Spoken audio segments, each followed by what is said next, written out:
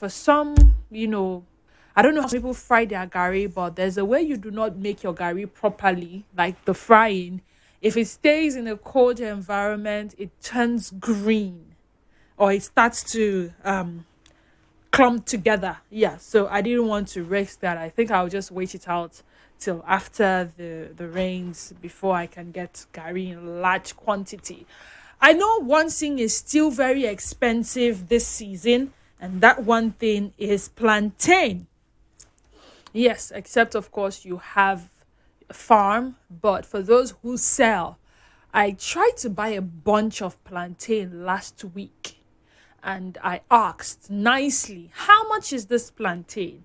And the lady told me 15,000 naira for a healthy looking bunch of plantain. Yes. And I didn't even bother haggling the price because if you have started telling me it's 15,000 naira, where do I want to stand? I mean, how much do I want to tell you? Although someone also showed me a picture of the plantain, a bunch she got for 8,000 naira. Sometimes some of these people are traders, they buy to resell. Others actually own the plantains, they farm the plantains, and when they harvest it, they sell. So how much you will get plantains will be dependent on whether you are buying directly from someone who has the farm or someone who is a dealer or someone who just buys one or two bunches to resell. What else did I notice recently? Oh, palm oil. So the last time I bought palm oil, I was able to get the 1.5 liters, that big water bottle. I think I got it for like 3,400 naira. So I was able to get two bottles, which is 3 liters in total for 6,800 naira. I don't know what the current price is like. For vegetable oil, the 1 liter sachet now goes for as low as 3,300, 3,400, 3,500, depending on the brand. What else is expensive? Oh, fuel is still expensive. Yes, I was able to get a liter of fuel for 885 naira yesterday. What else is expensive? I think fresh tomatoes. Fresh tomatoes is now very cheap. If you see fresh tomatoes of 500 naira, I got last week Monday. I was able to get the full custard rubber of fresh tomatoes for 2,500 naira. They told me 3,500. By the time we haggled prices, I got for 2,500. Some people got for 3,000, and then there are those who got for within that range. And then the half of it, that's Derica rubber, that's what they call it, right?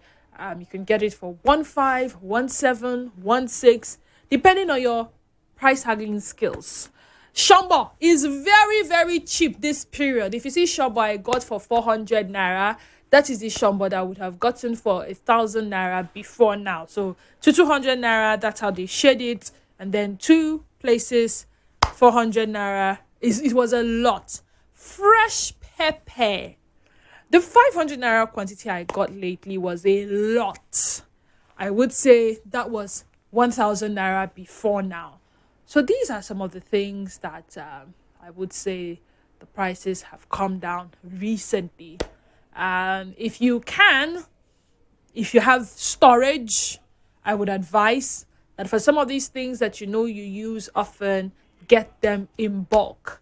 We not know what will happen from next month. December is around the corner, and you know what happens around it. I also hear that the price of rice has, I do not know, because the rice I got it since last year. One bag finished, then another one, then another one. So I don't know the current price of bag of rice. But for the people that bought, they said they got a bag of rice from between 75,000 naira to 90,000 naira, depending on the brand. But for some of them that are relatively cheap, the brands are not the common brands that we are used to, or the known brands, but they say they're good rice. It's good rice. They come highly recommended. What else? Okay, so storage. If you have storage, get some of these things in bulk, because you never know You never know what the prices would be when we get to the month of December, and then it will be Christmas, and then that's that about that. So those are the things I've observed on Market Watch today. So return and refund policies in Nigerian businesses. Some years ago, I bought eggs, and I discovered that upon getting to my kitchen and cracking them open, one of the egg was bad. And I had not, I knew that method of getting a different plate, cracking one open, it's good. You turn it into another plate, cracking another one open, but I was in a hurry. So by the time I cracked 3 open, they were good. I cracked the 4th one open, it was bad. And then boom, it ruined the other egg. So I just took the plate with all the bad eggs, went to the seller, showed them the eggs, and I said, this egg is bad. And trust me, egg was not this expensive. At that time, egg was being sold for like 20 naira. So the 5 eggs just cost about 100 naira. She took the eggs from me and she threw them away, and she replaced all of them. All of them. I'm not joking.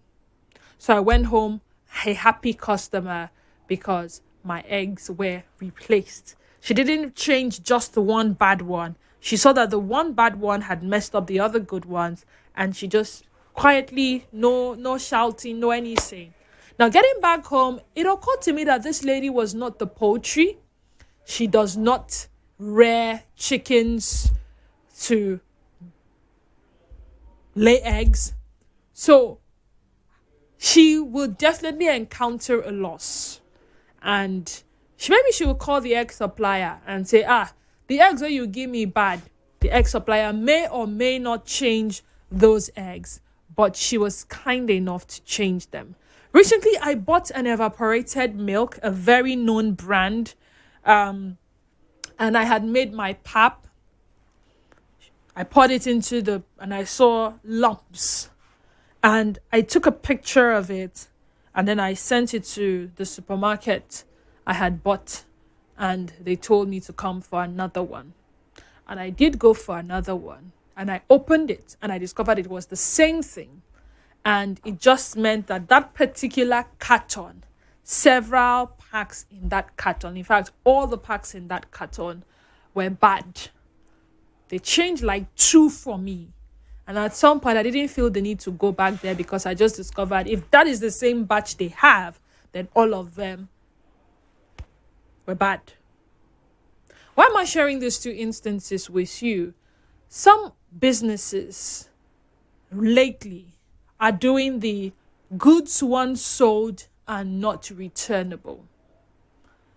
No refund policy. If you go to social media and you see some of these online vendors selling hair, cosmetic product, material, one thing or the other, they write it. When they write the name of the business, official business page, CEO this, we want to do business, slide into my DM, call this number, website this, and then they put in capital letter, no refunds once payments have been made. That already tells you that you should not bother coming back to us to refund you. If we send you a product and it doesn't look like what you like, we're not going to refund you. What we can do is exchange.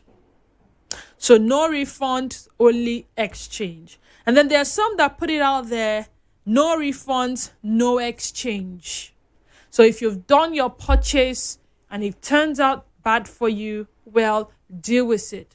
It does not concern us. But then you have bought a product, it's faulty, and you try to return it, only to be met with a sign that says goods sold, once sold are not returnable. This is a reality for so many Nigerians. So today, on Talking Figures, we're talking about the tricky world of return and refund policies. Are there businesses that indeed have the right to protect themselves? Yes, they do. Are these businesses right to protect themselves? Or are consumers being shortchanged? So I do not have a guest, but then it's a conversation that we both can have. From a consumer's point of view, what has been your most frustrating experience with a no returns, no refunds policy in Nigeria? Do you believe this is a fair practice for businesses?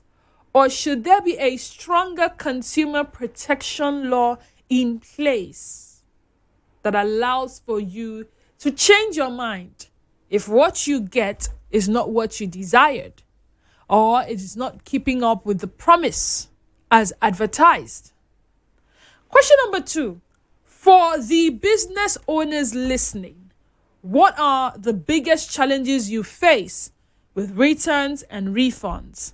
And how do you balance customer satisfaction with protecting your business from potential losses due to fraudulent returns or product damage?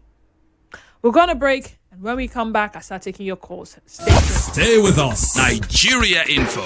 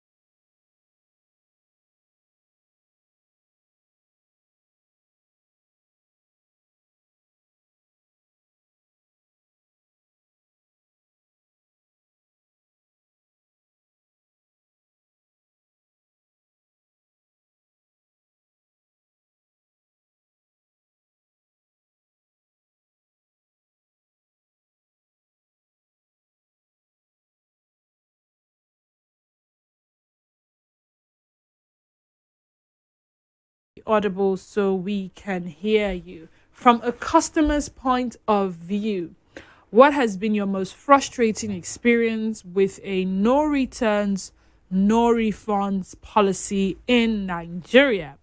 Do you believe this is fair practice for businesses, or should there be a stronger consumer protection? For the business owners listening, what are the biggest challenges you face with returns and refunds? How do you balance customer satisfaction with protecting your business from potential losses due to fraudulent returns or product damage? Sometimes it can be your fault, yes.